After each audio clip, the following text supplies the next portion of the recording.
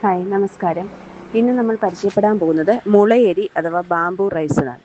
കേരളത്തിലെ പാലക്കാട്, വയനാട് തുടങ്ങിയ ഭാഗങ്ങളിലെ കാടുകളിൽ മുളകൾ പൂക്കുമ്പോൾ ലഭിക്കുന്ന ഔഷധ ഗുണമുള്ള ആദിവാസി വിഭാഗങ്ങൾ പരമ്പരാഗതമായി ശേഖരിച്ചുപയോഗിക്കുന്ന ഒരു ധാന്യമാണിത്. എല്ലാ ധാന്യവർഗ്ഗങ്ങളും ഉപയോഗിക്കുന്നത് പോലെ തന്നെ മുളയരി ഉപയോഗിക്കാം. ഗ്ലൈസമിക് ഇൻഡെക്സ് വളരെ കുറവാണ്. പോഷകസമൃദ്ധമാണ് മുളയരി. ചോറ്, പായസം, പുട്ട്, ദോശ എന്നീ വിഭവങ്ങൾ എല്ലാം ഉണ്ടാക്കാവുന്നതാണ്.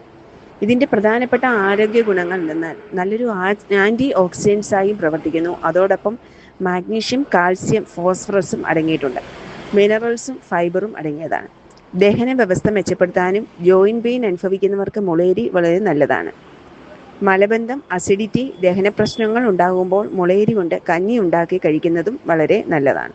നല്ല കൊളസ്ട്രോൾ കൂട്ടുന്നതിനും ഹൃദയാരോഗ്യത്തിനും ഓർമ്മശക്തി വർദ്ധിപ്പിക്കുവാനും അതുപോലെ വിറ്റാമിൻ എ ധാരാളം അടങ്ങിയിട്ടുള്ളതിനാൽ കാഴ്ചശക്തി വർദ്ധിപ്പിക്കുന്നതിനും എല്ലുകളുടെ ബലത്തിനും മോണരോഗമുള്ളവർക്കും മുളയരി ഉപയോഗിക്കുന്നത് നല്ലതാണ്.